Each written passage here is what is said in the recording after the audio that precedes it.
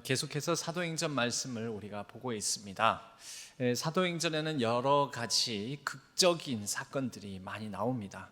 그런데 그 중에 단연코 사도행전에서 이 가장 극적인 사건이라고 한다면 사울의 회심 사건입니다.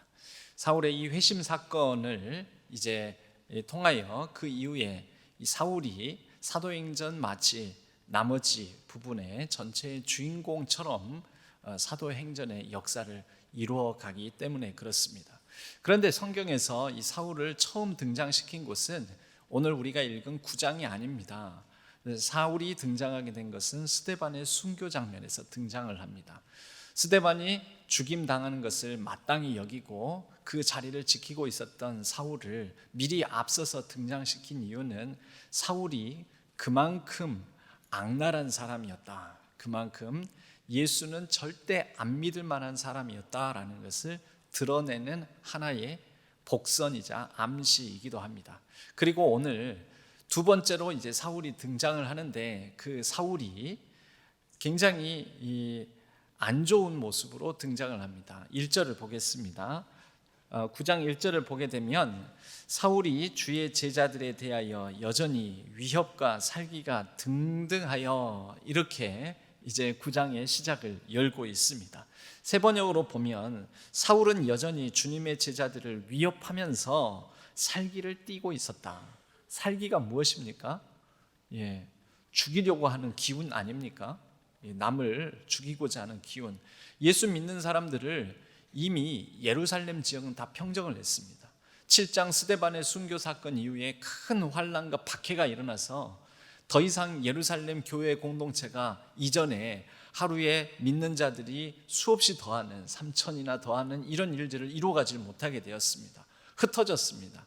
물론 이 과정을 통하여 예루살렘과 온 유대와 사마리아와 땅끝까지 이 말씀이 이루어져 가는 과정으로서 하나님은 사용하셨지요. 스데반 순교 이후에 흩어진 사람들이 대표적으로 빌립 이런 사람들이 사마리아까지 이르러서 복음을 전하게 되었고, 빌립의 경우에는 에디오피아의 국고를 맡은 고위 관료에게까지 복음을 전함으로 예루살렘에 머물러 있던 복음이 이제 온 유대와 사마리아 그리고 이렇게 넘어 경계를 넘어 확산되게 하는 그러한 일들이 일어나게 되었습니다. 뒤집어서 말하자면 예루살렘은 이미 예수 믿는 사람들이 제대로 신앙생활하기가 어려울 정도로 매우 척박하고 박해받는 땅이 되었다라는 거죠. 이것을 사울 시점에서 보면요, 사울이 예루살렘은 다 평정하였다. 예루살렘에는 드러내놓고 예수를 믿는 사람들이 자기 신앙을 드러내지 못하게 만들었다. 사울의 열심으로 보면은 자신의 그 열심을 다해서 주도적인 박해, 주도적인 핍박, 주도적으로 예수 그리스도를 믿는 사람들을 잡아 가둠으로 인하여서 자신의 목표가 달성된 거죠. 자신의 의욕대로 성취가 일어난 것입니다. 다 이루었다, 예루살렘에서. 그런데 예루살렘에 있던 사람들이 흩어져서 계속 예수를 전하고 예수 그리스도를 따르는 사람들이 있다라는 소식을 듣고 사울이 예루살렘 경계 넘어 바깥까지 자신의 계획과 자신의 의도대로, 자신의 열심대로 예수 믿는 사람을 박해하고 핍박하는 일들을 계속해서 펼쳐나가는 그런 중이라는 것을 보여줍니다.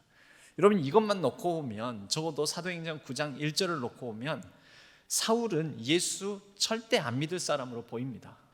이렇게까지 하는 사람이 예수를 믿는다는 게 상식적으로는 말이 안 되죠. 인간이 그렇게 쉽게 한순간 갑자기 변할 수 있습니까? 안 변합니다. 못 변합니다. 그럴 수 없는 거죠. 사울이 이 정도 사람이었다라는 것을 드러내면서 사울이 변화된 것은 사울 한 개인이 의지적으로 결단하여서 결심해서 변화된 일이 아니다라는 것을 사도행전은 오히려 거꾸로 역설적으로 드러내고자 함인 것이지요. 다른 사람에 의해서 변화된 것도 아니다. 아나니아가 나오지만 아나니아에 의해서 변화된 것입니까? 아니라는 거죠. 절대 변화 안 될 사람, 절대 예수 안 믿을 사람. 그런데 그가 사도행전 중후반부 전체를 차지하는 중요 인물이 되었습니다. 그것도 이방 땅에 복음을 전하는 이방인의 사도 역할을 감당하게 되었습니다. 여러분, 이 일이 사람으로 말미암아 된 것입니까? 사도의 행전은 성령 행전이라고 합니다. 그 말인즉슨 사도들이 행한 일이 아니라 사도들 배후에 성령께서 행하신 일들을 기록했다라는 것이죠. 사울의 변화도 사람이 한 것이 아니라, 어떤 사도에 의해서 변화된 것이 아니라, 그가 복음을 믿고 받아들인 것이 아니라 성령 하나님께서 하신 일이라는 것이죠. 사도행전 전체의 주제가 오직 성령이 너희에게 임하시면, 성령이 임하시면, 성령이 일하시면 너희가 권능을 받고 예루살렘과 온 유대와 사마리아와 땅끝까지 이르러 내 증인이 되리라. 사도행전 전체를 이끌고 가시는 주인공은 우리가 사건 속에서는 베드로처럼 보이고 요한처럼 보이고 스데반처럼 보이고 사울처럼 보일지 모르지만, 이후에는 바울이 주인공인 것처럼 보일지 모르지만, 진짜 주인공은 따로 있다라는 거죠. 누구입니까? 성령 하나님이시라는 거죠. 바로 이 사울의 변화될 수 없는 사람이 변화되는 것, 사람에 의해서 된 거 아니다. 사울이 결단해서 된 것도 아니요, 누구의 전도를 받아서 된 것 아니다. 하나님께서 직접 그를 만나셨고 예수님께서 그를 찾아와 주심으로 그를 바꾸셨다. 성령 하나님께서 이루어 가신 일이라는 것을 우리에게 드러내 보여줍니다. 여러분, 우리 인생도 그렇습니다. 내가 사는 것 같지만, 내가 결단하고 내 의지로 뭔가 성취해내는 것 같지만, 온 세계 인류의 역사 보면 어느 중요한 인물이 그 사건의 중심이 되어서 역할을 하는 것 같지만 아닙니다. 사도행전을 통하여서 우리에게 성경이 가르쳐 주는 것은 개인의 역사에서부터 온 인류사까지 그 배후에 하나님께서 다스리시고 일하시고 이 모든 일들을 계획하시고 성취해 나가신다라는 것입니다. 여러분, 그것을 우리는 전제로 사도행전을 읽어야 되고, 그것을 전제로 오늘 사건을 보아야 합니다. 그러므로 사울의 회심 사건은 사울의 위대한 복음을 이제 믿기로 결단한 갑작스러운 놀라운 결단과 의지의 사건이 아니라, 사울은 자격 없고 그럴 만한 인간도 아니고 그럴 만한 이력을 가진 사람도 아닌데, 하나님께서 그에게 임하셔서 이루신 하나님의 은혜라는 것입니다. 오늘 사람으로는 주인공이 두 사람 나옵니다. 한 명은 사울이고 한 명은 아나니아입니다. 두 사람 다, 사울은 사울대로, 아나니아는 아나니아대로 가고 있던 길, 가지고 있는 생각, 그런데 길과 생각이 멈추어지는, 막히는 일들이 일어나게 됩니다. 먼저 사울을 놓고 보면, 사울은 이때 이 기세가 등등하여 살기에 차서 대제사장에게서 어떤 체포장, 예수 믿는 사람들을 체포할 수 있는 권한을, 그 위임장, 신임장을 받아가지고 다메섹에 있는 회당에 예수 믿는 사람들을 잡으러 가는 길이었습니다. 3절에 보면 사울이 길을 가다가, 어떤 길입니까? 자기가 계획하고 주도적으로 나선 길이죠. 자기의 지금까지의 예루살렘에서 예수 믿는 사람 잡아 가둔 그 성취를 바탕으로 더 넓게 자신이 이루고자 하는 목표를 더 크게 성취하고자 나선 길입니다. 자기 주도적인 삶의 길이라고도 볼 수가 있습니다. 구체적으로는 다메섹으로 가는 길이죠. 다메섹은 오늘날 시리아의 수도인 다마스커스를 일컫는, 이 성경에서는 번역하면서 다마스커스를 다메섹으로 번역을 했습니다. 그 다메섹에 가는 길이었는데 이 길이 막힙니다. 갑자기 하늘로부터 밝은 빛이 그에게 임하여 비추더니 그가 눈이 멉니다. 소리가 들립니다. 사울아, 사울아, 어찌하여 네가 나를 박해하느냐? 왜 나를 핍박하느냐? 사울은 예수님을 직접적으로 만난 적 없습니다. 예수님께서 이 땅에 계실 때 사울은 혹 소문으로는 들었을지 모르겠지만 직접 대면한 적이 없습니다. 그래서 사울이 이렇게 얘기를 하는 거죠. 당신은 누구십니까? 누구신데 내가 박해한다고 그러십니까? 사울은 직접적으로 예수님을 박해한 적 없거든요. 예수님을 그가 죽인 적 없거든요. 예수님이 그렇게 찾아오셔서 대화를 건네시니 사울 입장에서는 나는 예수님을 박해한 적이 없는데, 예수님이 말씀하십니다. 나는 네가 핍박하는 예수다, 박해하는 예수다. 사울은 박해한 적이 없는데 왜 예수님께서 이렇게 말씀하셨을까요? 여러분, 여기에는 굉장히 중요한 의미를 담고 있습니다. 예수님은 예수님을 믿고 따르는 모든 어려움에 처한 사람들과 자신을 동일시한다라는 것이죠. 예수님을 믿는 자들, 그들과 함께 하시며 그들과 함께 동행하시며 동일시하시기 때문에 여러분, 우리가 신앙생활하면서 삼가 주의하고 조심해야 될 게 있습니다. 우리가 사람을 대하지 않습니까? 아무개 집사님, 그 아무개 집사님은 아무개 집사님이 아닙니다. 아무개 성도님이 아닙니다. 이 아무개 집사님과 아무개 성도님은 예수님이십니다. 왜요? 그분을 내가 어떻게 대하느냐에 따라서 예수님께서 내가 그 대우를 받았다라고 생각하시기 때문입니다. 오늘 그런 말씀입니다. 사울을 향하여 나는 네가 핍박하는 예수라. 근데 사울은 한 번도 예수님을 만난 적 없고 직접적으로 예수님을 핍박한 적이 없습니다. 그런데 예수님께서 이렇게 말씀하신다라는 것은 오늘날 우리에게도 주는 메시지가 있는 것이지요. 그래서 여러분, 우리가 하나님을 믿고 하나님을 따르고 하나님을 모시고 살아가는 사람들을 대함에 있어서는 매우 조심해야 됩니다. 내가 이 사람을 무시하고 이 사람을 함부로 대하면 예수님께서 너 왜 나를 무시하니? 너 나 왜 함부로 대하니? 여러분, 하나님을 향한 믿음은요, 하나님을 향한 믿음만으로 저 사람 믿음이 있다라는 게 드러나는 게 아닙니다. 주여 주여 하는 것을 통하여서 야, 저 사람 기도를 크게 하고 저렇게 주여 주여 하고 막 그러니까 믿음 참 좋은가 보다. 진짜 믿음은요, 사람을 어떻게 대하느냐에 따라서 그 사람의 믿음이 보이고 드러나는 것입니다. 사람, 특히 믿음을 가진 사람을 어떻게 대하는가.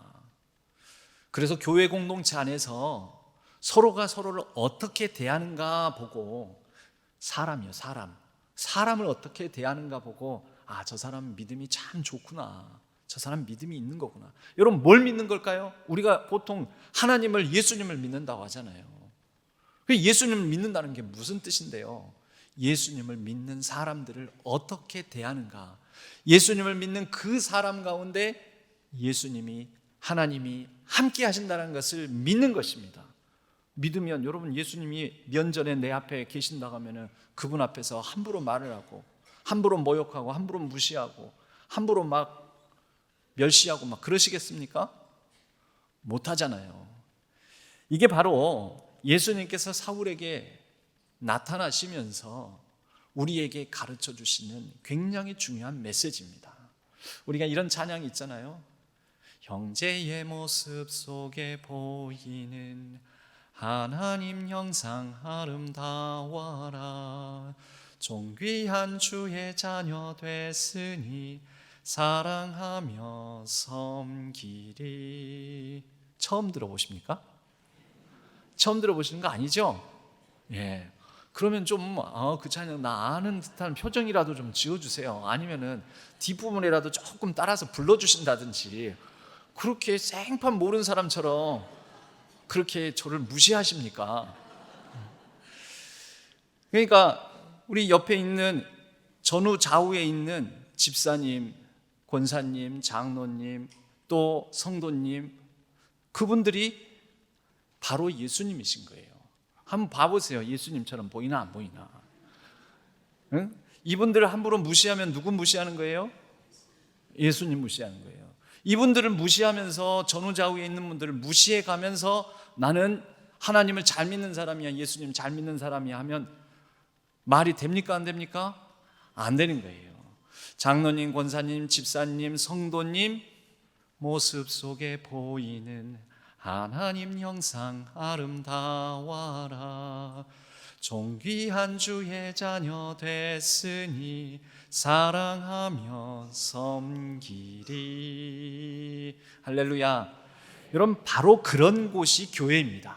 교회를 믿음의 공동체라고 하잖아요. 그 믿음의 공동체는 보이지 않는 하나님을, 보이지 않는 예수님을 보이는 하나님을 믿는 사람 속에서 발견하면서 그 사람을 섬기고 사랑하고 함께 더불어 존중하고 나누면서 살아가는 것, 여러분, 이것이 바로 믿음의 공동체인 것이지요. 여러분, 교회 공동체를 허락해 주신 하나님의 뜻 중에 하나가 뭐냐면, 보이지 않는 나를 어떻게 사랑한다고 하느냐, 나를 사랑한다는 것을 보여줘라. 바로 그 사랑을 보여주는 거, 서로 공동체, 믿음, 신앙 공동체, 교회 공동체를 이루면서 서로 사랑하는 모습을 통하여 하나님 사랑을 보여줘라라는 것입니다. 너희가 서로 사랑하면 너희가 내 제자인 줄 알리라. 우리 주님의 말씀입니다. 사울이 그런 얘기를 듣습니다. 그리고 그 시로부터 그가 보지를 못합니다. 지금까지 그가 능히 봐왔고, 능히 알아왔고, 능히 생각해왔고, 제 걸음을 자기가 주관해서 주도적으로 걸어왔던 걸음걸음을 걷지 못하게 됩니다. 무능과 불능의 상태에 빠지게 된 것이지요. 여러분, 성령이 임하시면 성령 충만함의 특징이 있습니다. 그 특징이 뭔지 아십니까? 우리의 길이 막히는 일들이 많이 생깁니다. 성령에 충만하면 모든 게 잘 돼야 되는 것 아닙니까? 잘 되지요. 뭐가 잘 될까요? 하나님의 뜻이 잘 됩니다. 성령에 충만하여 나를 통하여 하나님의 뜻이 잘 되는 것이지, 내 뜻은 이전보다 잘 안 되는 경우가 많습니다. 사울이 자기 뜻대로 행하던 것들이 안 됩니다. 이것은 베드로에게서도 나타납니다. 부활하신 주님이 베드로에게 찾아오셔서 베드로에게 그 잡은 고기를 가져오라고 해서 아침을 먹이시잖아요. 먹고 난 다음에 같이 산책을 하십니다. 그러면서 베드로가 앞으로 어떤 죽음을 맞이하실지 예고해 주시지요. 네가 젊어서는 네 마음대로 원하는 대로 다녔거니와 네가 늙어서는 사람들이 너의 팔을 두 팔을 벌리고 너를 묶고 결박하여 너를 원치 않는 곳으로 데려가리라, 끌고 가리라.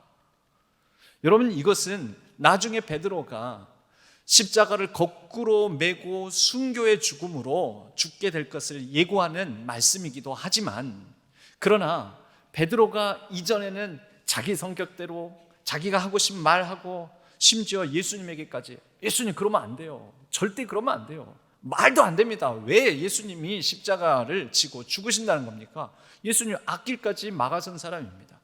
굉장히 자기주도적인 사람이죠. 좋게 말하면 성깔 있는 사람입니다.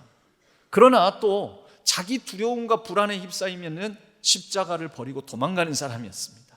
예수님도 부인하는 사람이었습니다. 두려우니까. 자기 감정에 매우 충실한 사람이었던 것이지요. 그런데요, 그런 베드로가 성령, 예수님, 부활의 예수님을 만나고 성령이 임하여서 그가 변화됨으로 이후의 삶은 베드로의 뜻대로 안 됩니다. 베드로의 마음대로 살지를 못합니다. 왜요? 성령이 이끄시는 삶을 살아가기 때문에. 그의 순교의 죽음을 예고하는 말씀이기도 하지만 원치 않는 곳으로 끌고 가리라. 여러분, 이 원치 않는 곳을 성령을 넣어서도 말씀할 수 있습니다. 성령께서 너를 끌고 가리라. 여러분, 성령의 인도하심을 받는 사람은 내 뜻대로 되는 삶이 아니라 하나님의 뜻대로 되는 삶을 살아갑니다. 성령의 이끄심을 따라서 살아가기 때문에 때로는 성령의 원함과, 즉 하나님의 원함, 말씀이 나에게 말씀하시는 바와 내 뜻, 내 원함, 내 욕심이 충돌할 때는 내 뜻을 내려놓는 사람이라는 것입니다. 믿음이 없을 때는 자기 마음대로 하죠. 두 뜻이 부딪히면 내 뜻대로 하지요. 믿음이 없을 때는요. 그런데 믿음이 있다라는 것은 성령의 충만함 아니겠습니까? 성령의 인도하심에 예민한 상태, 그리고 그것에 순종하는 상태. 믿음이 좋은 사람은 내 뜻대로 안 되는 삶을 살아갈 수 있다라는 거죠. 사울이 그렇습니다. 사울을 보십시오. 8절에 보면 사울이 땅에서 일어나 눈은 떴으나 아무것도 보지는 못하고 사람의 손에 끌려. 여러분, 사울은 원래 어떤 사람입니까? 사람을 끌고 다니는 사람이었습니다. 믿는 사람, 예수를 믿는 사람들을 믿는다는, 예수님을 따르는 사람들을 밧줄로 묶어서 끌고 다니는 사람이었습니다. 얼마나 자기 주도적이요, 얼마나 자기 열심히 있는 사람이었는지 모릅니다. 그런데 그가 지금 어떤 상태입니까? 보질 못하고 끌려가는 삶. 그로부터 사흘 동안 보지도 못하고 먹지도 못하고 마시지도 못하고 화장실도 자기 발로 못 가고 누군가가 끌고 가야지. 나 화장실 가고 싶어요. 어디에서 내가 잠을 자야 돼요? 어디에 누워야 돼요? 여기 누우세요. 여러분, 다른 사람 손에 의해서 이끌림 당하는 삶. 여러분, 이게 사울이 특별한 사건 가운데 특별한 상황에 처해 있다라고도 볼 수 있지만, 우리는 더 넓게 보면 성령의 인도하심을 받는 삶이라는 게 자기주도적인 삶이 아니라는 것이죠. 성령 주도적인 삶, 하나님에 의해서, 성령에 의해서 그분의 뜻에 따라서 살아가게 되는 삶. 여러분, 우리에게는 다른 식으로 생각해 보면, 우리에게는 우리의 인생의 여러 걸음들이 막히고 길을, 내가 가고자 하는 길이 중단되고 멈춰서게 되는 일들이 많습니다. 사울이 지금 다메섹으로 향하던 길이 막히고 멈춰서게 되지 않았습니까? 그가 하고자 하는 일들이 중단되게 되지 않았습니까? 여러분, 그때가 바로 하나님께서 나에게 하나님의 뜻대로 나를 어떻게 이끌고자 하시는지를 생각해 보는 때입니다. 생각해 보는 때. 멈춰섬으로 끝나는 것이 아닙니다. 멈춤은 무엇을 위한 멈춤, 즉 목적이 있는 멈춤이 있습니다. 하나님께서 우리를 멈추게 하시는 것은 하나님의 뜻에 따라서 우리의 일들이 실패하고 중단되고 멈춰서게 되는 상황은 하나님의 어떤 목적 때문에, 하나님의 뜻에 의해서 멈춰진 상황이라는 것이죠. 우리가 그것을 모를 경우에 생각해 봐야 됩니다. 그래서 사울은 사흘 동안 기도를 합니다. 사흘 동안. 사울의 길이 막히고 중단되고 멈춰서는 가운데에서 사울은 내 삶이 왜 이렇게 됐지? 내가 지금까지 보고 내가 의욕을 가지고 열심을 가지고 했던 일이 잘 걸어왔는가? 그럼 지금 할 수 없는데, 볼 수도 없는데, 내가 끌고 다녔었는데 이제는 끌려다니는 삶을 살아가게 되었는데 하나님의 뜻은 어디 있을까? 무슨 목적으로 이런 일이 일어나는 것일까? 생각해 봐야 되는 것이죠. 사랑하는 신안의 성도님들, 여러분, 저나 여러분, 우리의 삶에도 얼마든지 중단되고 끊기고 멈추고 멈춰서야 되는 일들이 많이 생깁니다. 그런데 그때에 여러분, 다른 때, 형통할 때, 뭔가 잘 될 때, 내 의도와 목적대로 잘 될 때, 내가 끌고 다닐 때, 내가 주도적으로 인생이 펼쳐질 때, 그때는 생각해 보지 못했던 하나님의 뜻을 묻는 생각을 하시길 바랍니다. 그리고 그 가운데 하나님께서는 분명 이것 때문에 너를 멈춰 세웠어. 이것 때문에 내가 길을 막았어. 이것 때문에 너가 가고자 하는 너 주도적인 삶을 중단시킨 거야 라고 말씀해 주실 것입니다. 또 다른 멈춰선 사람이 있습니다. 아나니아라는 사람입니다. 여러분, 아나니아라는 사람의 이름이 특별합니다. 그 이름의 뜻은 여호와의 은혜, 야훼의 은혜, 여호와는 은혜로우시다라는 뜻을 가진 말이 아나니아입니다. 사도행전에는 3명의 아나니아가 등장합니다. 같은 사람이 아닙니다. 이름만 같습니다. 우리가 일전에 먼저 보았던 사도행전 5장에 자신의 집 재산을 팔아서 일부를 꼼쳐두고 일부만 내놓으면서 마치 전부 다 헌금하는 것처럼 했던 아나니아가 있습니다. 여러분, 뭔가를 팔아서 내놓을 재산이 있다는 건 은혜지요. 하나님의 은혜 아닙니까? 그 이름처럼. 그런데 그 은혜로 말미암아 그는 망하게 되었습니다. 왜요? 은혜를 은혜대로 간직하지 못하고 은혜 받은 자로서 속였기 때문입니다. 은혜 받은 자가 속이게 되면 그 삶이 망하게 됩니다. 그렇게 망한 5장의 아나니아가 있고, 지금 9장의 아나니아가 있고, 또 다른 23장의 아나니아가 한 번 더 나옵니다. 23장의 아나니아는 대제사장 아나니아로 등장합니다. 이 아나니아가 나중에 대제사장 된 거 아니고요, 아예 딴 사람이에요. 대제사장 정도 되었다면 얼마나 하나님의 은혜를 많이 받은 사람이겠습니까? 그런데 그 23장의 대제사장 아나니아는 사울이 나중에 이제 바울로 불려지잖아요. 사울은 히브리 말로 읽을 때 사울이고 그리스 헬라 말로 읽으면은 바울이 됩니다. 바울. 그래서 이 바울로 불려지는 이 사도 바울을 잡아다가 복음을 못 전하게 하고 그를 결박하고 했던 역할을 한 사람이 23장의 대제사장 아나니아입니다. 친로마 성향의, 그래서 로마의 앞잡이 역할을 했던 대제사장인데 나중에 서기 66년도에 유대 로마 전쟁이 일어납니다. 유대인들에 의해서 로마로부터 독립하자 하고 무력 투쟁이 일어나게 되는데 그때 동족 유대인들 손에 의해서 제일 먼저 죽임당한 사람이 이 대제사장 아나니아입니다. 대제사장까지 올라갈 정도의 은혜를 입은 자가 그 은혜를 남용하게 되면 결국 이런 식으로 비참한 죽음을 갖게 되는 것이죠. 그런데 그런 의미에서 완전 새로운 구장의 아나니아는 오직 하나님의 은혜, 그 은혜에 걸맞는 삶을 살아가면서 하나님 뜻에 순종하고 하나님 뜻을 고민하면서 살아가는 사람이었다라는 것이죠. 그런 아나니아에게 주님께서 나타나셔서 환상 중에 아나니아를 부르십니다. 아나니아야, 주님 내가 여기 있습니다.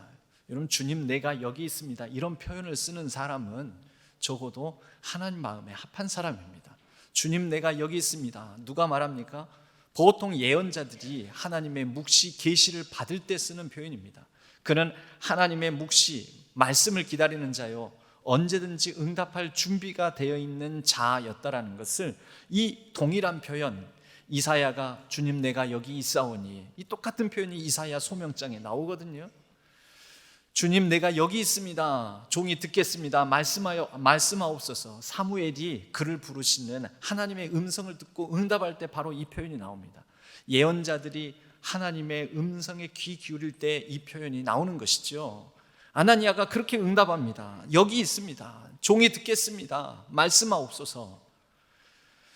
저기 가면 사울이라는 사람이 있다, 너는 그 사람에게 가서 그에게 안수하여 그의 어려움을 해결해 줘야 된다, 그를 다시 보게 해줘야 된다.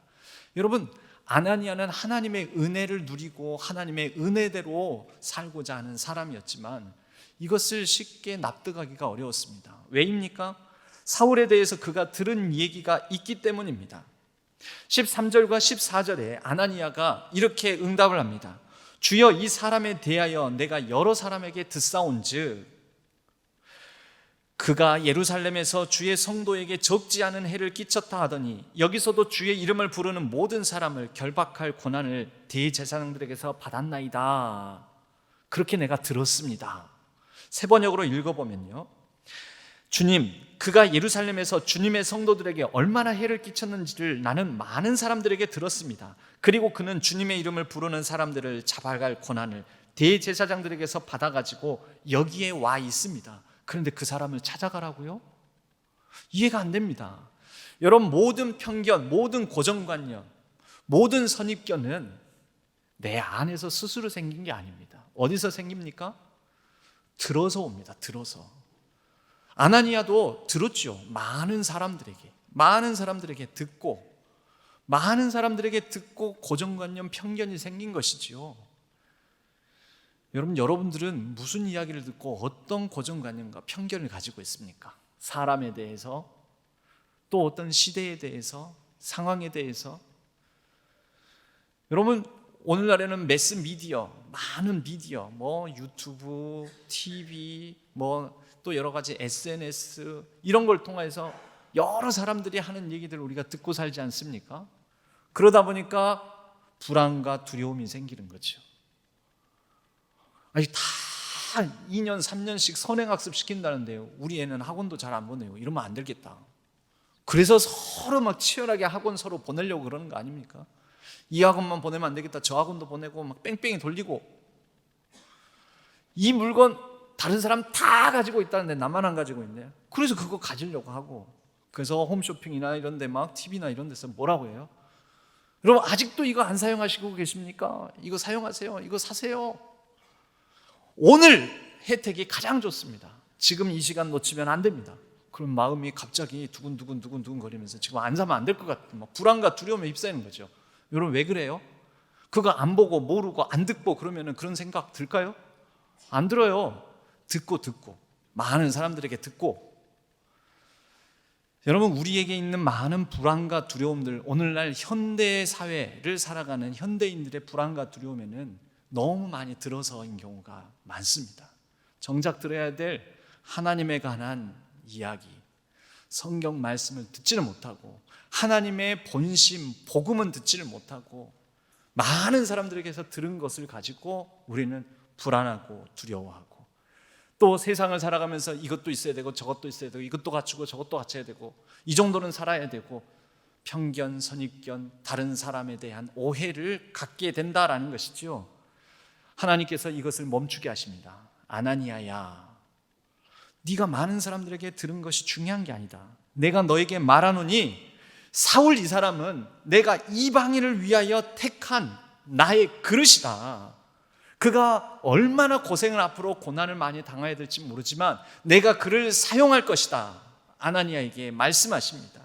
15절 16절 제가 세 번역으로 읽겠습니다. 주님께서 그에게 말씀하셨다.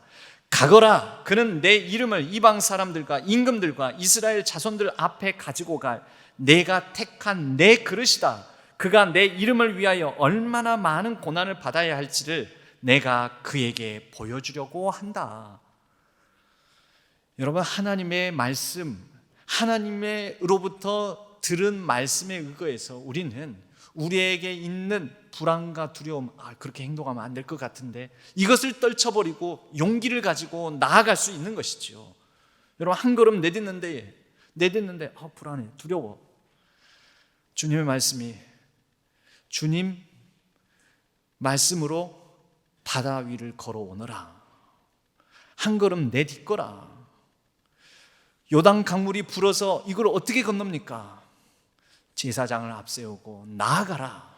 모세를 향하여서 홍해를 앞두고서 네가 지팡이를 들어 저 물을 갈라라. 반석이를 쳐라. 여러분 그게 하나님의 말씀이에요. 그거 쳤다가 아무 일도 안 일어나면 다 바보 멍청이네. 저거 뭐하고 있나 쟤. 사람들의 우스갯거리가 됩니다. 우리는 그런 불안과 두려움이 있지요. 그런데 하나님은 말씀하십니다. 그거 멈춰라. 네 생각, 네 편견, 네 고정관념, 많은 사람들로부터 들어서 갖고 있는 두려움과 불안 멈춰라. 내가 너와 함께한다. 한 걸음 내디뎌라. 지팡이를 들어라. 지팡이를 던져라. 지팡이로 내리쳐라. 담대히 용기를 가지고 나아가라. 말씀하신다라는 거지요. 여러분 그래서 어떤 일이 벌어집니까? 하나님의 은혜, 여호와의 은혜라는 뜻을 가진 아나니아가 자기의 길을 주도적으로 가고 있다가 멈춰선 사울을 만났을 때, 즉 하나님의 은혜가 사울에게 임하였을 때, 여러분 그 가운데 두 사람 사이에 한 사람은 오해와 편견으로, 한 사람은 자기 열심과 자기 주도성으로 가지고 갔던 그 멈춰섬이 만났을 때 하나님께서 그 두 사람의 만남 가운데 형제여라는 호칭이 이루어지게 만든다라는 것입니다. 17절에 아나니아가 집에 들어가서 이 사울을 만납니다. 그리고 그에게 안수하여 첫 번째 하는 말이 뭐라고 하냐면 사울을 향하여 형제여, 형제 사울아. 여러분 원래는 뭐라고 불러야 됩니까? 이 왼수야 라고 불러야 되는 거 아닙니까? 우리 형제들을 네가 가두고 묶고 끌고 가고 죽이려고 했지. 이 왼수야, 이 나쁜 놈아. 이래야 되는 거죠. 그런데 형제 사울아. 사도행전을 읽어가면서 우리가 크게 중심을 두고 읽어야 될 주제가 세 가지가 있습니다. 사도행전, 성령의 행전, 성령께서 하시는 일. 첫 번째, 이 모든 역사의 배후, 사도행전 28장까지의 일들, 그 배후에는 눈에 보이는 사건, 눈에 보이는 사람이 있지만 그 배후에서 일하시는 것은 하나님께서 계획을 가지고 뜻을 두고 행하신다. 첫 번째 이걸 읽어야 됩니다. 사도행전 읽고 나서 하나님은 읽지 못하고 사울만 보고 바울만 보고 베드로만 보고 스데반만 보면은 우리는 사도행전 잘못 읽은 겁니다. 우리의 인생도 마찬가지죠. 나를 보면 안 되고요, 너를 보면 안 되고요, 우리 가정을 보면 안 되고요, 부모님을 보면 안 되고요, 자녀만 보면 안 됩니다. 부모, 자녀, 나, 너, 우리 가정, 그 배후에서 일하시는 하나님을 봐야 됩니다. 그래야지 우리에게 사도행전 28장을 넘어선 사도행전 29장, 30장이 우리의 삶에 사도행전 29장, 30장, 31장 써 나가게 되는 것이지요. 두 번째, 사도행전은요, 공동체를 이루어가는 것을 보여줍니다. 성령으로 말미암아 무엇을 이루어 가시는가? 성령이 임하셔서 예루살렘 교회가 세워지죠. 성령이 임하는 자리에 안디옥 교회가 세워지죠. 성령에 의해서 복음을 전하는 곳곳마다 나중에 바울을 통하여서 고린도 교회, 에베소 교회, 골로새 교회 각 교회들이 세워지죠. 공동체를 형성하게 만든다라는 거죠. 오늘 아나니아가 사울을 찾아간 자리에 형제여, 여러분 무엇이 이루어집니까? 두세 사람이 나의 이름으로 모인 곳에 내가 그들과 함께 있느니라. 공동체가 만들어집니다. 공동체의 회복, 공동체의 화해. 우리 신앙교회도 주의 이름으로 모인 자리에 서로의 모습 속에서 하나님의 형상을 보고 또 하나님을 대하듯이 서로를 섬기고 사랑하고 돕고 나누는 우리 신앙교회 가운데 하나님의 나라 공동체, 바로 주님의 공동체, 믿음의 공동체, 신앙 공동체가 이루어질 줄로 믿습니다. 여러분, 형제여라고 부르는데 사도행전을 읽으면서 세 번째로 중요하게 얘기해야 될 거, 변화입니다. 사람의 변화.